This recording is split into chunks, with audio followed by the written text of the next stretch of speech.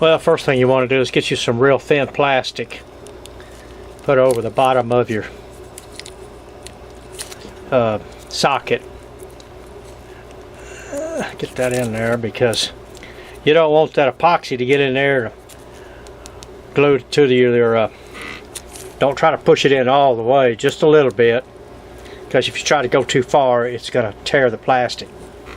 Okay, now we need to hold this thing straight up.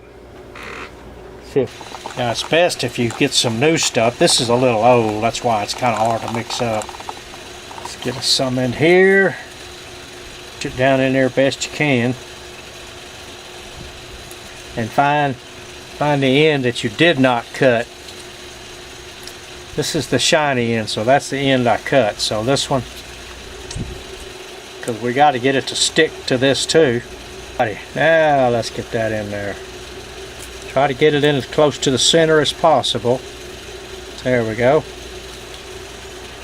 And I thought I'd let it sit overnight. Got here. This is the epoxy.